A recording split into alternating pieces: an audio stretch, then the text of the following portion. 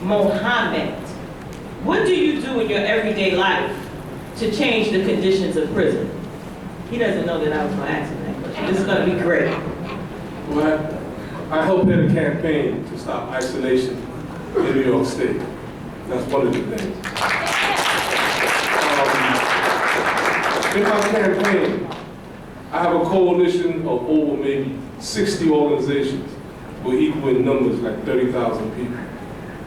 And we have legislation that we have presented, or we're trying to present, to stop what we call torture.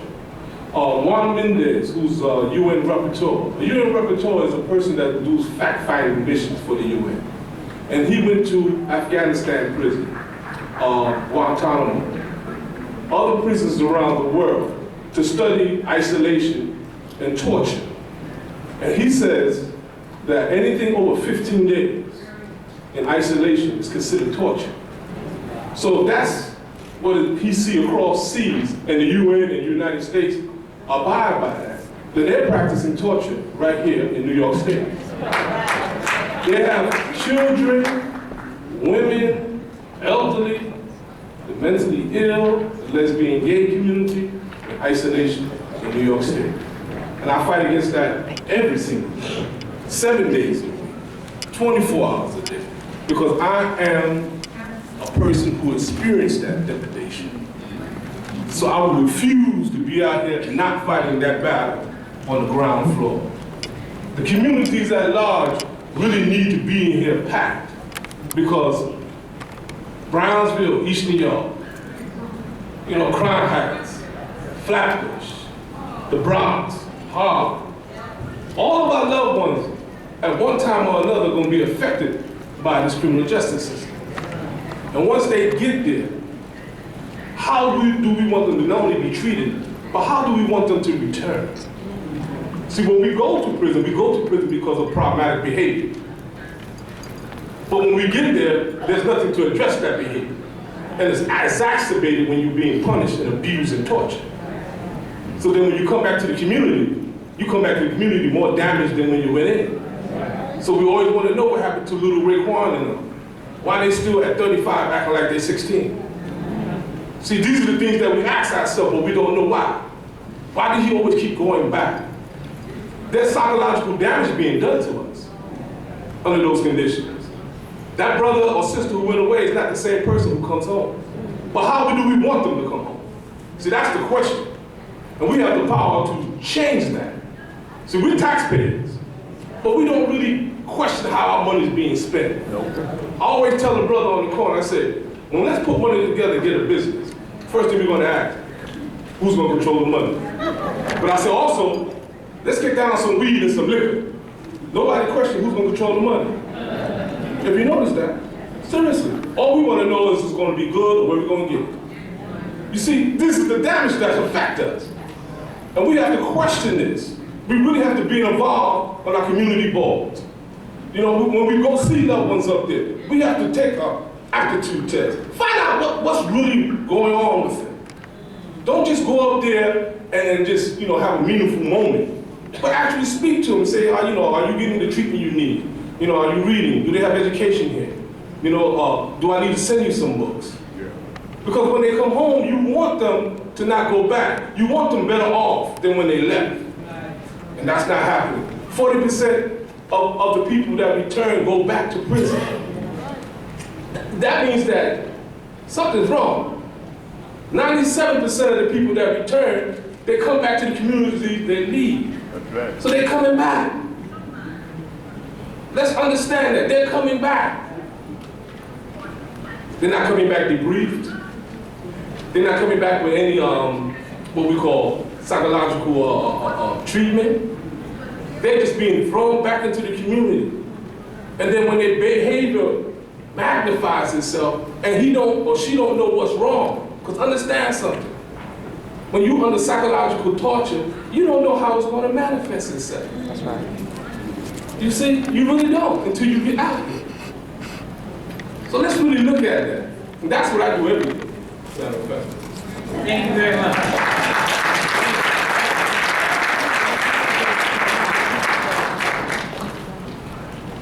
Brother Tyrell, we're gonna implement something behind your what you do every day. When I say movement, it's time to bring it to a close. Because we want to make sure everybody has an opportunity. But moreover, we want to make sure that you have an opportunity to leave here today with your information for your movement.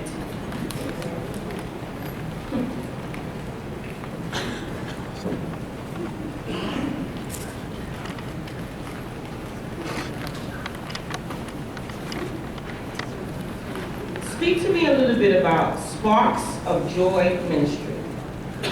How does that link to the prison industrial complex? Hi, my name is Barbara Innis, Sparkle of Joy Ministries. Hi, my name is Barbara Innis, and Sparkle of Joy Ministries. Whenever I hear ministries, I hear help, helping others.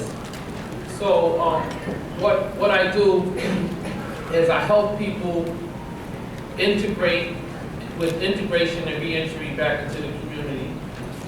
I also use the visiting room as a place to go in and talk to my brothers and sisters that's behind the walls.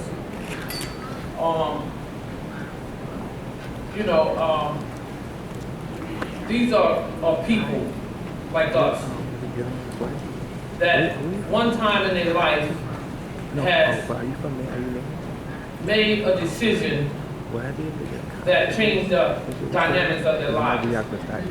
And I'm saying that because we all have made some kind of decision in our lives that took us down a different path. But we might look back, oh man, I should have did this. I should have did that. I shouldn't have did that. So these are the same experiences. When I go to talk to different individuals, they say the same thing. But yet, these people have been sentenced to a sentence, and when they go to the parole board, like Judith said, they are denied over and over again. And when they get denied, they get hit with 2 years at a time. Some people, depending on their situation, I had recently a gentleman that's been in for quite some time. I had opened my home so that he could be released to my home, and I guess because I'm a female in the home, that they don't want to let him come there. They want him to find a different residence.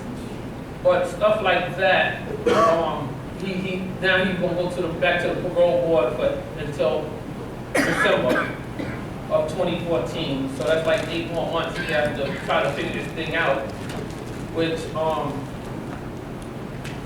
I'm working with some people to try to come up and see if we can find a room, a month's rent, month's security. So by the time it's time for him to go to the parole board, so he can be like, this is where I want to come home to. So stuff like that is what I do. And I was talking about the Safe Parole Act because it's important that when someone goes in front of the board, that they know, if you're going to hit me with 2 years, tell me what to do next time to get out, which they're not doing. They go and they get their decision denied, and you just stuck to this next 2 years in the same situation, same position. You might write an appeal, they deny your appeal, and it's just a vicious cycle. And like Tyrell said, it becomes abusive. The system is abusing those that's behind the walls by not letting them out. And mind you, it's a big political thing that's going on, industry. It's a lot of, they talk about the taxpayers' money that's, they're paying so much money to keep prisoners in, but they're also making a whole lot more money by keeping them in, which is a big problem. And something that we out here as taxpaying citizens and voters have to step to the plate. And I realize that there's a big stigma behind even those incarcerated coming home. To say, I was locked up, I'm coming home. But another thing that Sparkles of Joy does is encourage family members to go in. If you have somebody on the inside, communicate, contact them. Yeah, they're gonna probably try to hit you up for a package, some dollars or something like that. But if you don't have it, just say, you know, I don't have it. You know, if you have it, share the love. You know, but the main thing is to not be ashamed. You know, because these are our people just like us. They're human beings. You know, they're human beings and they deserve a right to justice. They deserve the right to justice. And I'm personally affected because my husband has been, this July he goes to the parole board. He's been denied twice already. He's serving a 25 to life sentence. He went to the board and said he was innocent. They told him he lacked insider remorse. How you gonna have insider remorse for something you didn't do? You know, and then he goes back again and they tell him he's a threat to public welfare and safety. Okay. But they never tell him what to do next time. That, and you know, I love Judith. And I love the work that she's done, and continuing to do. Like she said, to death do us apart. This, when you hear the Safe Parole Act, these are the issues, and it needs to be passed. Because, like now, like he goes to the board, and they say, oh, denied, hit you with 2 more years. You're still in the same boat. You don't know when you're gonna come out, over and over again. I have a friend I just went to visit, a dear friend, Herman Bell. He had 41 years in. You know, and they won't let him out. At some point, it becomes punishment, you know, and instead of a person being sentenced. And the last thing I like to talk about is what Tyrell said, you know, rehabilitation. The model needs to be upgraded, changed drastically. Because, but until then, we have to meet them where they're at. Our brothers and sisters that's coming out, our family members. We have to meet them where they're at and help them transition back into the community. You know, and some people are movement. Thank you. Okay. They do that to me all the time. That's why, you know, where's Victor? Victor said, don't talk too much. Nobody talk more than Victor, but he told me don't talk too much. So I'm not saying anything. But you're 100% right, and I thank our panelists because they're giving us some real jewels. Thus, while we're busy jamming our prisons to the rafters with young, poor black men, we are simultaneously generating the fastest rise in income equality in recent history. We are tolerating the descent of several million Americans, most of them children, into poverty, the kind of poverty that you can't come out of. Study after study shows that we become both deeper and more difficult to escape that type of poverty. Children under 18 was half, again, as likely to be poor back in 1994 than earlier than the 20 years that has passed. And more poor children are spending long stretches of their childhood or at below or in the poverty line. The poor become increasingly isolated, economically disadvantaged, and during these years, their kinfolks, the other people that they're counting on, guess what? They're living under poverty as well. At the same time, administrations cut many of our public supports, like income benefits, child protective services. They're placing everybody in a shelter, and impact on worsening economic deprivations and community fragmentation. Also, they remove some of the rungs that we have been relying on in these communities. Federal spending on jobs and job training have been cut for low-income people, dropped by more than half. But meanwhile, this is the important part. Federal spending on correctional activities rose to 500%. So what did we get out of that? Cutting programs in unemployment, programs and employment, you use that money to then put it into the 500% in prisons. And what does that happen? As she said, our prison industrial complex is where people are actually gaining from those profits of us in continuously perpetuating the same cycle. So we're creating another type of poverty that when we're long gone, when the movement, when we had talk about the Parole Act, that movement is over. When we're long gone, there'll still be several millions of people who will be suffering through poverty. So yes, we must do something about that. We must do something, and we must do something now. Movement. Sometimes when I come to these particular sessions and rallies and, you know, the National Action Network, I get all riled up and I can't figure out what to do. I want to do it to the children, I want to do the women, I want to do the men, I want to fight for something. But what I'm understanding is somebody's teaching me, because I don't know it all. Somebody's teaching me. I'm pretty powerful when it comes to speaking to women, but somebody's teaching me what a movement is. So when you come out here today, you have to figure out what it is you fit in and do it. So if you want to get the SAFE Act and you want to call your senator, write a letter, write an op-ed in the newspaper, tell Oprah about it, do something. Put to the part that rings true for you. I may give you an email or something. The Correctional Association may shoot something to you and say, support this. You need to send out that email right quickly. But somehow we have to do something besides just let it rest on our listening ears. But I already know I'm preaching to the choir. I already know that you've already done all of that. But I want you to get fired up and motivated like me. Right, Laura? So Laura told me, she taught me that if we keep telling people that they have to stay in prison because of the nature of their crime, or they don't have remorse for something that they didn't do, she told me that they get a little bit older, and a little bit older, and a little bit older, and a little bit older. They had some article recently about the federal government letting out people who more than 50 years old, a whole bunch of individuals that were over the age of 50. What else did you expect if you kept them in there so long? Of course they was going to be over the age of 50 when you let them go. So Laura, tell me about, see, Laura has a connection to rap, and I was going to say the chicken tastes like wood, but I don't think she meant that kind of rap. So Laura, tell us what kind of rap you're talking about. All right. So RAPP stands for Release Aging People in Prison.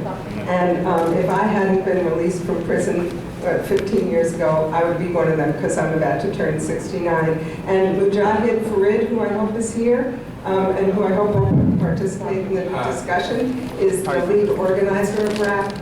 And I think he and I have talked about a similar experience we had when we left prison, which is that you turn around and you look behind you, back at the prison, and you see the people you've done time with, and they're getting older. And you know that their arthritis is hurting, and it's going to get worse. And you know that they're going to get sick.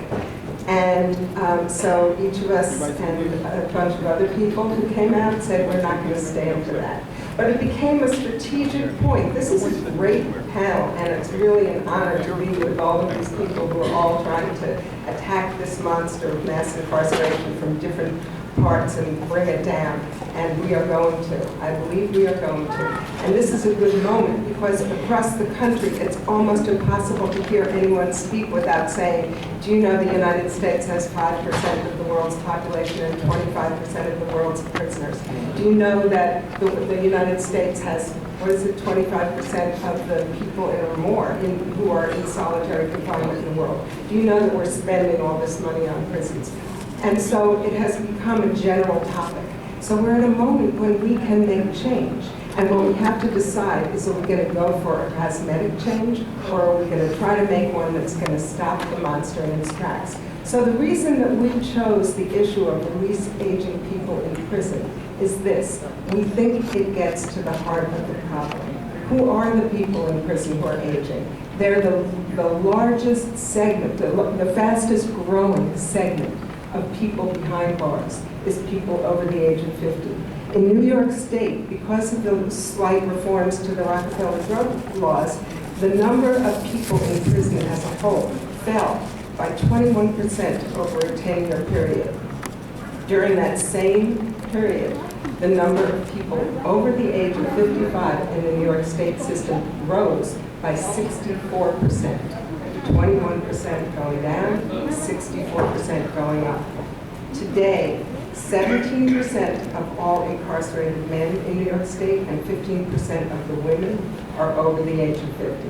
And that's right as we're sitting here today. Someone behind bars is celebrating a birthday and turning 50.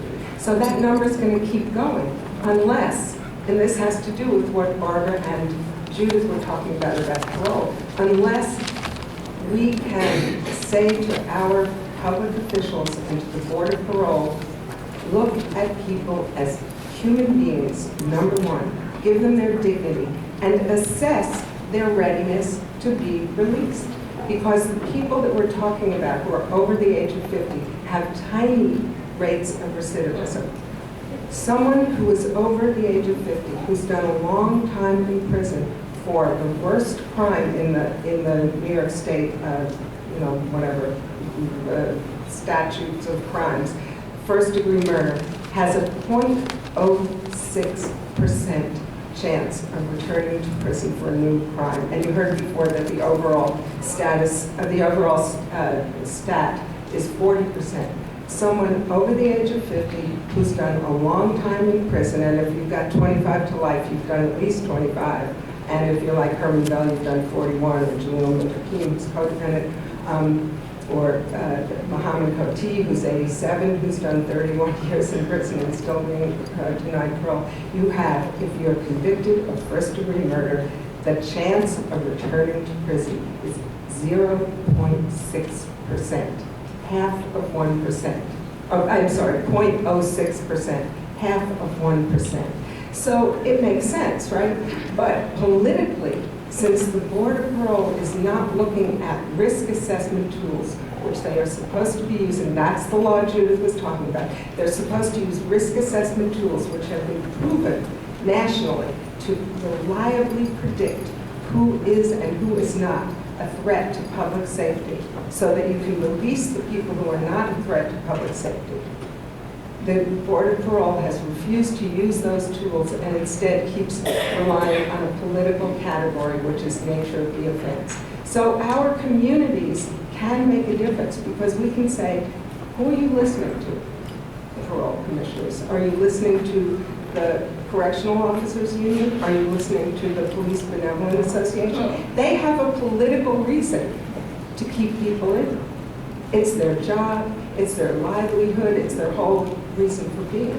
But we have a reason to argue that people should be assessed for their real risk and released.